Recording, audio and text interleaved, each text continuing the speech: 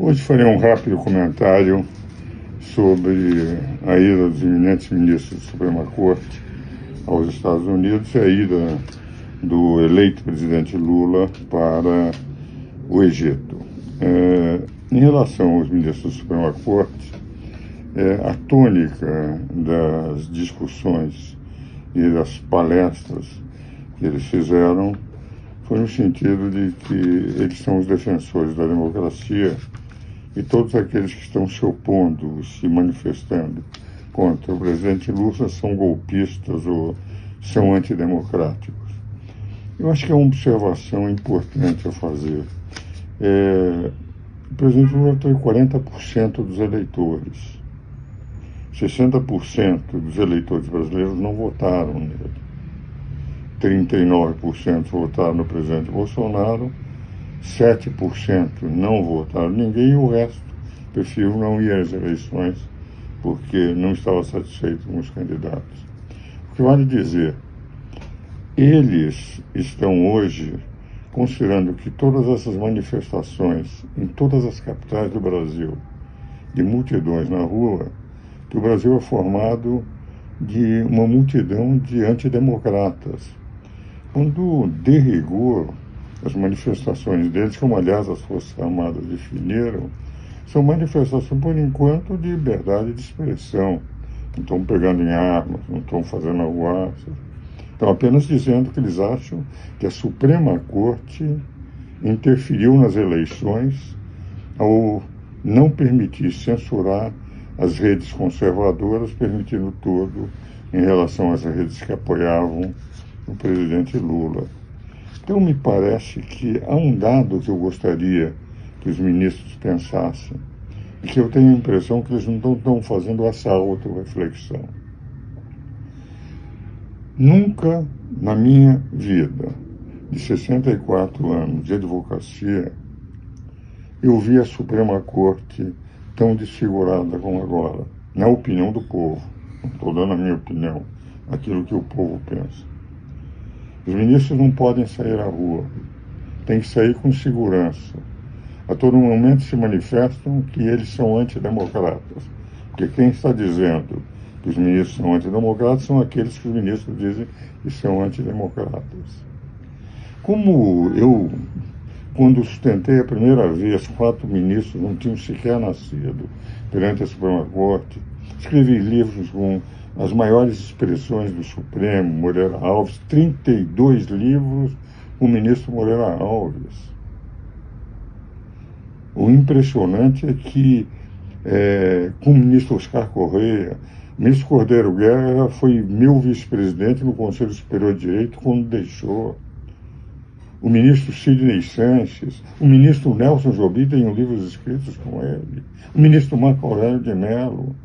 Então eu escrevi, mesmo os ministros que lá estão, 7 deles eu escrevi livros com ele. Participei de palestras com todos eles nesses últimos 64 anos. Então eu nunca vi os ministros da Suprema Corte, que sempre até 2002 era a instituição mais respeitada do Brasil, não poderem sair à rua, serem hostilizados, porque os que estão hostilizando os ministros da Suprema Corte são eles que acham que os ministros não são democratas, que são eles que estão dizendo o que é democracia no Brasil e não os eleitores. Pela Constituição, quem tem que declarar o que é democracia é o eleitor. A Suprema Corte é um representante da lei, não é um representante do povo, não foi eleito pelo povo.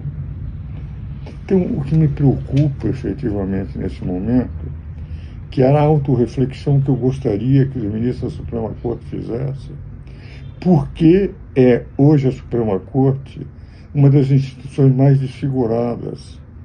É a primeira vez que eu vejo ministros não poderem sair à rua, porque a todo momento que aparecem precisam ter segurança. O que vale dizer, há alguma coisa que eles têm que repensar. E, a meu ver, isso só está acontecendo por uma razão. É que nunca a Suprema Corte, até 2002, interferiu no processo político.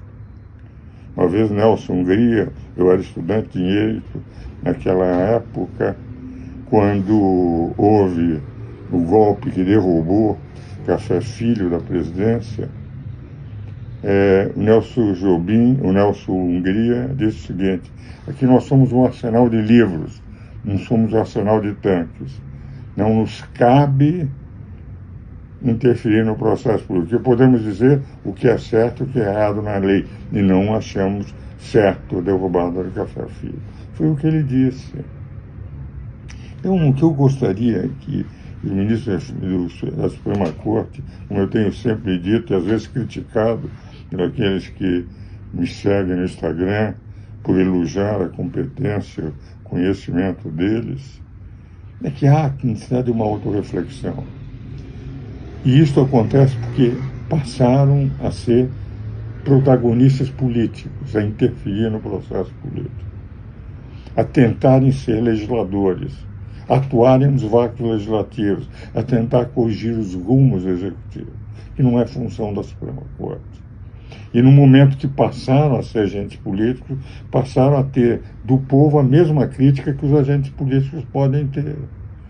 As críticas que os eleitores fazem a Lula, ou os eleitores de Lula, Bolsonaro, isso é próprio do processo político.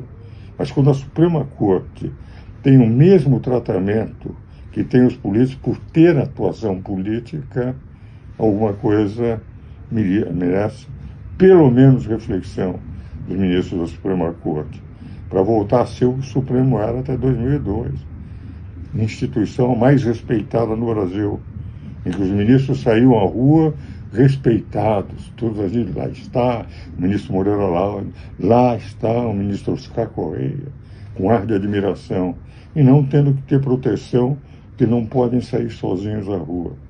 Gostaria que os ministros da Suprema Corte, de um velho advogado de 87 anos, muito mais velho que qualquer um deles, e que já conheceu os maiores ministros da Suprema Corte, desde que começou a advogar em 1958, raciocinasse e refletisse. Não é o momento de pensar qual é a verdadeira função da Suprema Corte: ter protagonismo político ou ser a representante da lei, guardião da Constituição, deixando que os poderes que o povo escolhe, que esses poderes dirijam o país. Legislativo em primeiro lugar, que eu tenho situação e oposição. Executivo em segundo lugar, que lá só tem a situação. Era a reflexão desse dia que eu queria levar aos meus seguidores.